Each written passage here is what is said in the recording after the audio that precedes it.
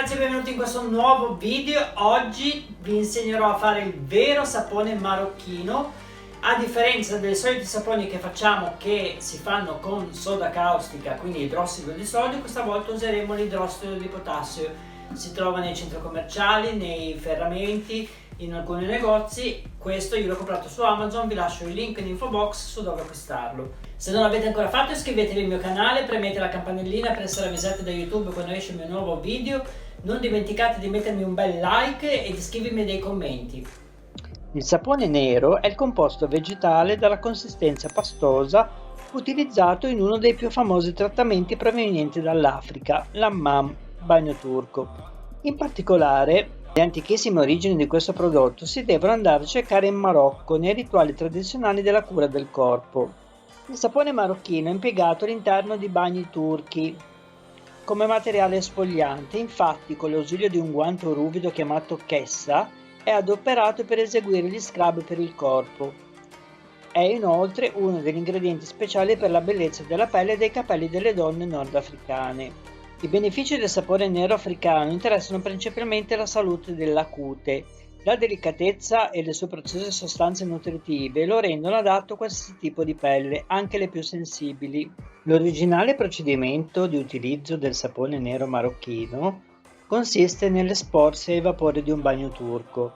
Dopodiché, con un guanto ruvido si esegue la pulizia del corpo dalle cellule morte e dalle tossine. Il trattamento si può eseguire anche a casa sotto la doccia. Dopo essersi bagnati, basterà applicare il sapone nero con l'aiuto di una spugna naturale e eseguire il proprio scrub. L'azione dello scrub è facoltativa, si può anche usare il sapone nero marocchino come sapone corpo in caso di pelle molto sensibili e irritate.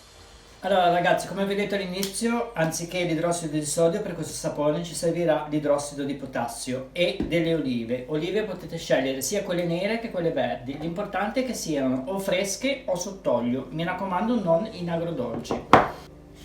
Adesso andremo a pesare l'idrossido di potassio, quindi guanti, mascherina e occhiali protettivi. Dobbiamo pesare 147 grammi di idrossido di potassio.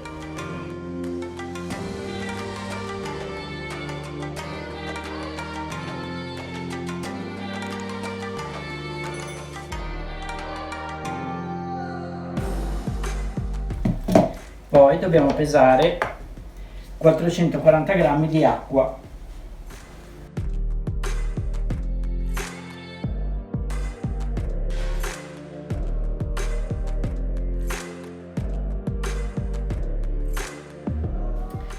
Andiamo ad unire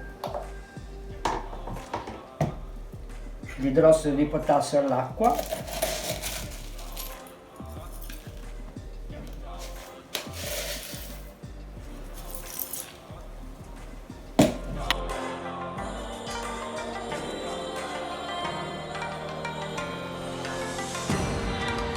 E con una spatola iniziamo a scioglierlo bene.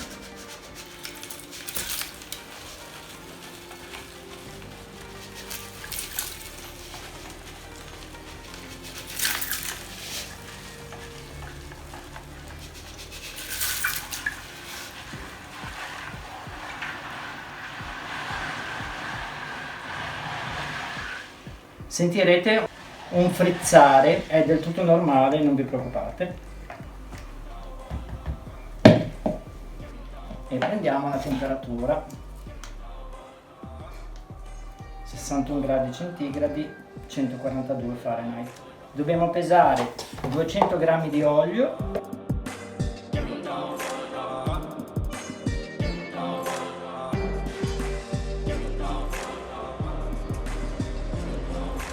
unisco le olive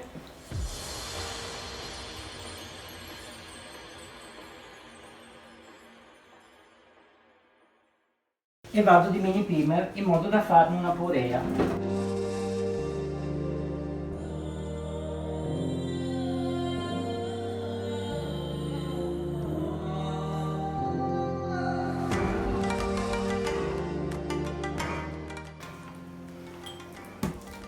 Ottimo.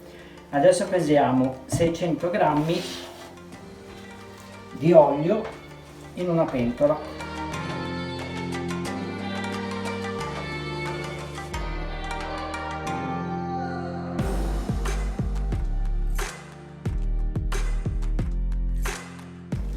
Uniamo la purea di olive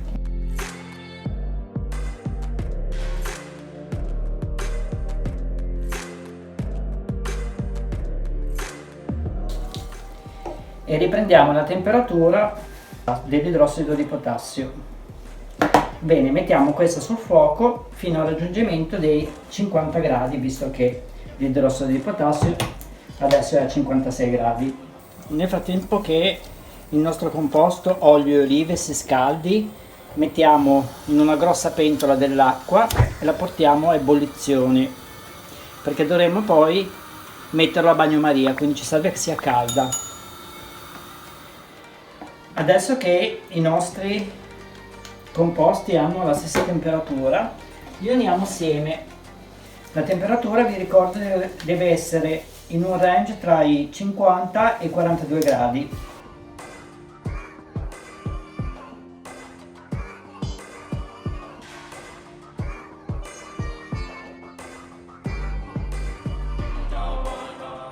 Bene, mettiamo bagnomaria, mischiamo un po' e lo copriamo con un coperchio.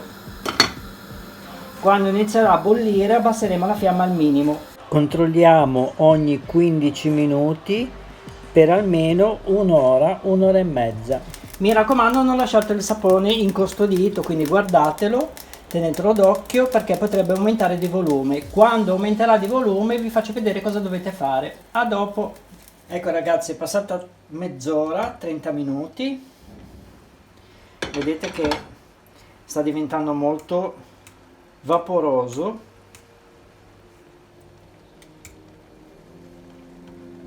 Mischiamo bene in modo che torni come era prima.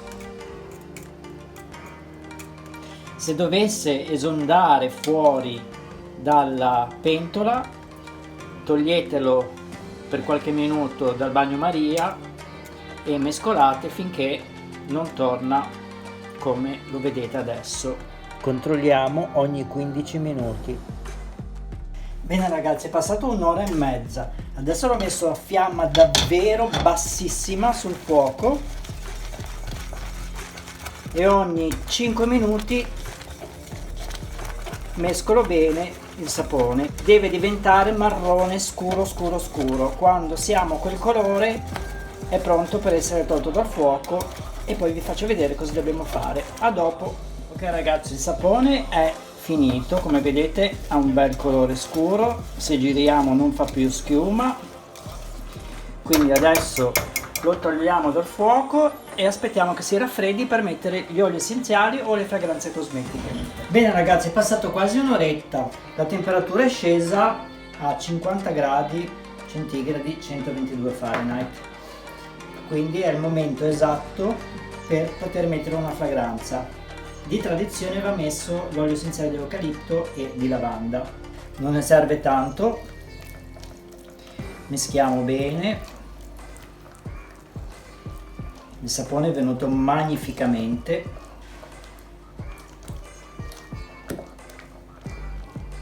e adesso lo mettiamo in dei barattoli e dobbiamo farlo stagionare per 3 settimane prima di poterlo utilizzare.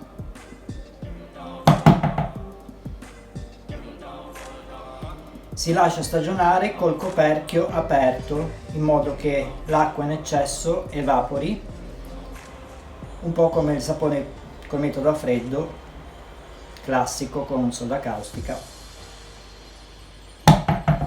Il sapone al termine delle 3 settimane di stagionatura assumerà una consistenza più solida ma sempre cremosa. Bene, se questo video vi è piaciuto mettete un bel mi piace, se non l'avete ancora fatto iscrivetevi al mio canale, mettetemi un like, non dimenticate di premere la campanella per essere avvisati da YouTube sull'uscita di un nuovo video e noi ci vediamo martedì prossimo per un altro video. Ciao ciao!